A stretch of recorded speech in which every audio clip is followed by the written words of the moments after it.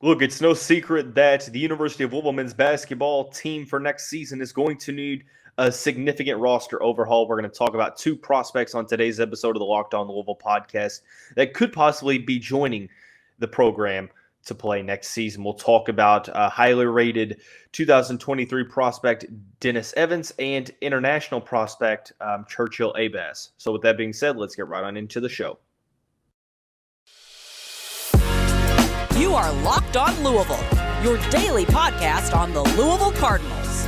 Part of the Locked On Podcast Network, your team every day. Hey, what's going on, everyone? Welcome into another episode of the Locked On Louisville podcast. I'm your host, Dalton Pence. I serve as a credential media member for Cardinal Sports Zone. Also do some PA announcing work for the university and various sports. Today's episode brought to you by FanDuel Sportsbook, the official sportsbook of Locked On. Make every moment more. Visit FanDuel.com/Locked On today to get started. I want to say thank you all again for making us your first listen of the day. Just a reminder that the show is free on all streaming services, 5 days a week, your team every day.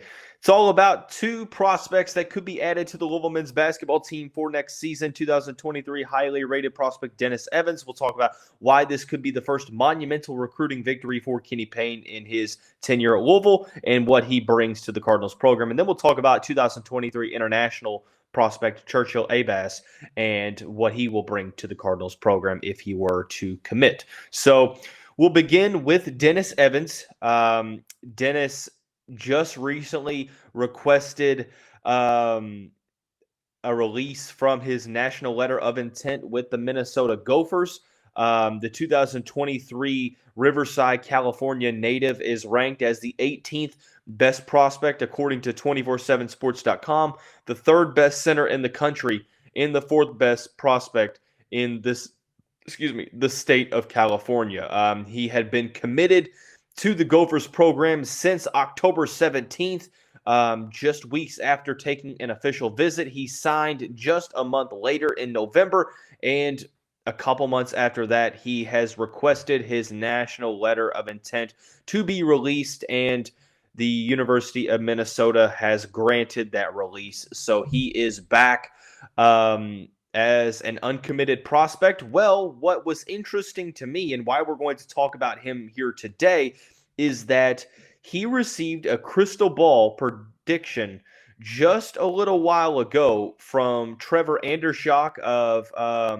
Pigs.com, the Indiana contributor to the 24/7 Sports Network, with a confidence of 6, which is medium confidence. But a couple things in this prediction is that how much does an insider from Indiana know? I mean, this is a prospect that's from California, was committed to Minnesota, so it's hard to see the connection.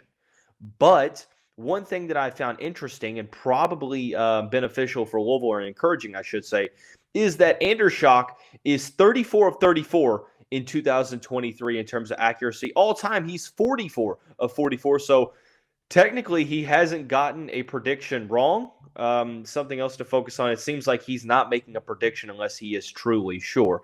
So it seems like all signs right now point to the Cardinals being in a solid position. I know that there has been rumors that TCU, who had been involved before he committed to Minnesota, they are back in the mix, and they are trying to come up with a solid NIL package, which would obviously be smart for the Horned Frogs and Jamie Dixon's program. But for Louisville, it seems like, Kenny Payne over the past couple weeks has made a comment or a couple comments that the program is going to really utilize NIL to its full capacity, and something that the football program has done, something that has just kind of changed the college landscape. But something encouraging to hear from Kenny Payne, and you would have to assume that this is going to be a prospect that you're going to have to put NIL to the test with, being a highly rated prospect. Usually you would feel that a guy ranked inside of the top 30, you're going to have your NIL infrastructure in line because you have a lot of programs throwing a ton of NIL money their way. So Dennis Evans would possibly be the first monumental recruiting victory for Kenny Payne as the head coach of the University of Louisville. We talked about a month or so ago about how Trenton Flowers could be that prospect for Kenny Payne in the 2024 class, but that was because there weren't many opportunities left in the 2023 class. Now there is. And it seems like, regardless of whether or not he's going to go to Louisville or not, the Cardinals are at least in the picture because they've gotten a crystal ball prediction that doesn't just come out of thin air if there's absolutely no chance. Where there is smoke, there is fire. So I don't want to jump the gun here and say that Louisville is the favorite to land Dennis Evans, because simply put, I don't know. This is sort of a recent trend, recent phenomenon, so I'm not necessarily sure where the Cardinals stand in the mix, but this recruitment makes a ton of sense for Louisville, not only from a basketball perspective, and we're going to talk about that in the next segment. This makes a ton of sense for the Cardinals from a program standpoint. This is a program that is needing that rejuvenation on the recruiting trail. Obviously, if you get a commitment or a recruit that is ranked very, very highly, that doesn't take away the current need for the coaching to be better. It doesn't take away, the need for X's and O's to be very solid next season. Two things can be true at one time, right? I think that just because you are addressing the recruiting side of things doesn't necessarily take away the need for solid coaching as well. And I'm sure that many understand that, but there are probably going to be some comments under this video on YouTube that say, well, hey, look, does it really matter if you get a nearly 5-star level prospect if the coaching is still lacking? That's why I'm saying, I can't believe I have to say these things for the record, but I have to. Yes, this program is going to continue to need solid coaching while also seeing a jump in recruiting. I think that both things are true at one time. But we're talking strictly about the recruiting side of things at this point in time, right? So, simply put, this is the type of commitment that Kenny Payne and the coaching staff desperately needs to win moving into next season. There's kind of two main concerns with Louisville right now. Number one, that's the lack of success on the court. Some people will argue, or a lot of people will argue, that this team is better than the record suggests. I would agree with that. But there's also some that would be not necessarily okay with the record, but they'd be a little bit more accepting if the recruiting was better. Because right now, Kenny Payne and company are still searching for the first big recruiting win, monumental recruiting win of his head coaching tenure.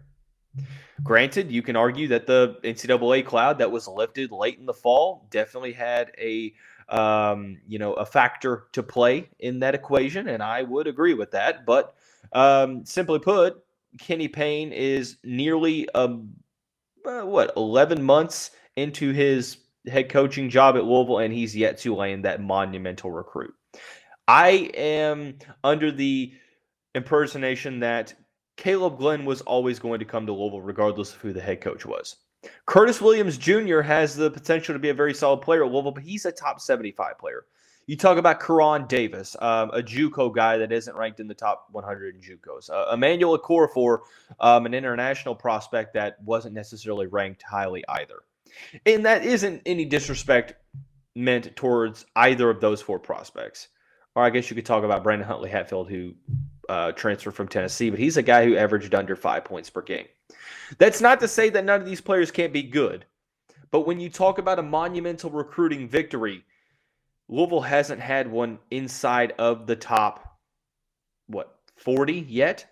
And this is an opportunity to go out and get a player inside of the top 20, an elite prospect that is going to be a player that a lot of schools I would imagine, are probably going to go after heavily here in the next couple weeks or couple months, depending on when his, target date is for a commitment. But nonetheless, a very solid prospect that would mark the first monumental recruiting win for Kenny Payne in his head coaching tenure at Louisville, and it's desperately needed. Another reason why this recruitment makes a ton of sense for Louisville, because from a basketball perspective, It's what the Cardinals need. We're going to talk about that here in just a second as we talk about our friends and the title sponsor of the show, FanDuel. We're over the midway point of the NBA season, and now is the perfect time to download FanDuel, America's #1 sportsbook, because new customers get a no-sweat first bet up to $1,000. That's bonus bets back if your first bet doesn't win.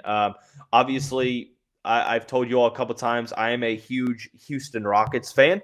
We are not a good team this year. We haven't been a good team since James Harden was on the team, but I still like to check out the bets. I like to see what the spreads are and if the Rockets can cover that spread. I like to see what the player projections are for Jalen Green, for Jabari Smith, and whether or not that they can reach those. So it gets very specific when it comes to term of betting.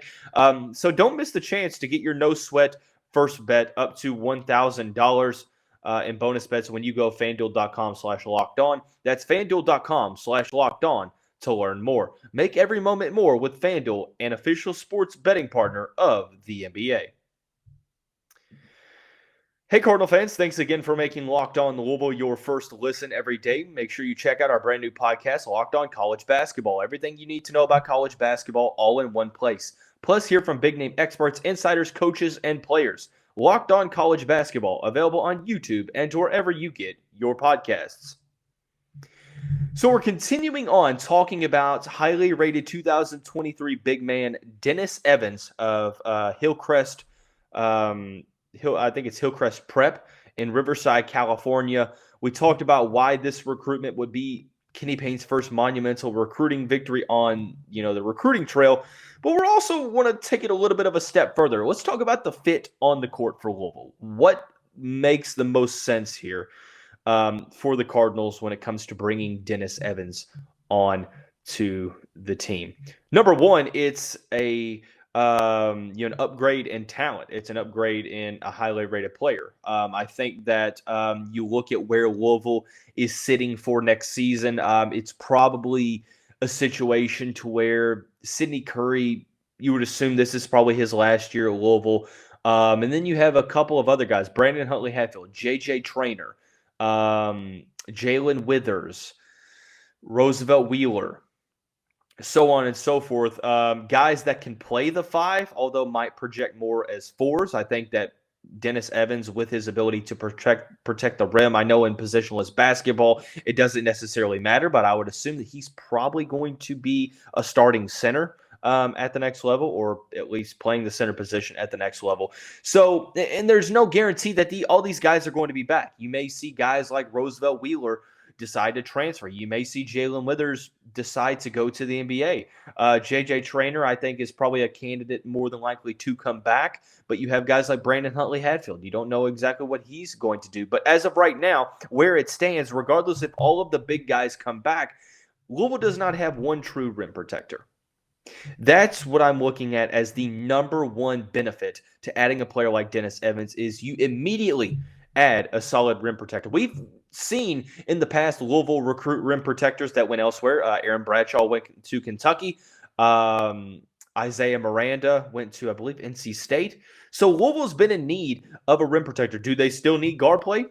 You bet they do. But as of right now, we're talking about, I mentioned when we talk about 2024 or 2023-24, when it comes to addressing the needs are to get this team better. As bad as that may sound, it's to completely overturn the roster. Right now, you have to address every position. Sure, I think at the wing position, you're probably a little bit better than you are at guard play than guard play and then in the middle. But I think Dennis Evans makes a lot of sense for Louisville because he immediately brings rim protection to the team. The 7'1", 210-pound 2023 prospect is one of the best shot blockers in the 2023 class, has a remarkable 7'8" wingspan, which is pretty significant. It's bigger than a lot of NBA players. I think the two off top of my head that I know that have a larger wingspan is Rudy Gobert does. I'm not sure who else. I think Mo Bamba is another player that I think has a wingspan that might be a little bit larger. But regardless, you see when you watch his film, Dennis Evans is a premier shot blocker. He's a guy that is such a good shot blocker that it completely alters how teams play offensively in the half court against Dennis Evans' team, because you know that when you bring it inside, it's going to be tough to go against. It's kind of like the Joel Embiid effect, in my opinion. Hakeem Olajuwon, guys that were premier shot blockers, Anthony Davis, guys that really protect the rim well, that Jared Allen. I mean, the list goes on, that kind of change how half-court offense is, approached, because you bring it inside and there's a good chance that there's a premier shot blocker standing right there. Dennis Evans, a fantastic shot blocker. That's going to be, I think, right away. I'm not necessarily sure what his role would look like immediately. Would he be a starter? Possibly. I'm not necessarily sure. Would he also be a guy that is going to play decent minutes? I think he would. I think immediately he's going to be a guy that can come in right away and give you solid rim protection, give you solid on-ball defense. Now, granted, he's going to continue to need to add strength and weight, being only 210 pounds according to his 24/7 Sports profile. But with his length, I think that you kind of compensate a little bit for that lack of, body strength, lack of weight, while his body continues to, be transformed in the weight room. I think that he is able to be put on the court despite of that, because he's such a good shot blocker, such a good rim protector, has good instincts when it comes to blocking shots, doesn't gamble a ton, stays pretty committed to playing on-ball defense until the shot goes up, in which he's very, very good at recognizing that. The main thing for me is, what does he translate to offensively? Watching his film, obviously his length comes into play. He's solid around the rim. He's a lefty that has shown the ability to knock down the deep ball. I don't think he comes into the college game right away and is shooting 35 to 40% from behind the arc. In fact, I think it's one of those things where he probably averages under 1, maybe 2 per game, depending on what his role is at the next level. I think that he is a raw prospect offensively when it comes to a post game, when it comes to creating his own shot. But he has length that kind of helps him, in the AAU and the high school ranks right now. So I think that he is a project offensively. I think that he's going to be a guy that has the potential to drop 20 on any given night. I just wonder if that's going to be something that we're going to see consistently. I think that he has, like I said, has the length, has the size to be able to get around his guy in the half court. I think that what needs to be developed in the offensive game plan is his ability to score on the basket around bigger offensive or bigger defensive players. As you know, players are bigger in the college game mainly, so stronger as well. So that's something to focus on. I think that Dennis Evans is a player that right away would be able to be used as a shot blocker, a role player that specializes in leading the team's defense, especially at the rim. Offensively, I think that he would be a guy that is utilized around the rim, attacking the boards, utilizing his size on putbacks, alley-oops, playing sort of on the block near the baseline and being utilized in alley-oop situations. I think he moves well for being 7'1", and something that Louisville really hasn't had a true premier shot blocker since probably Anas Mahmoud in the late 2010s, the mid to late 2010s. So very welcomed addition if he were to commit to the University of Louisville. I think that has a ton of potential.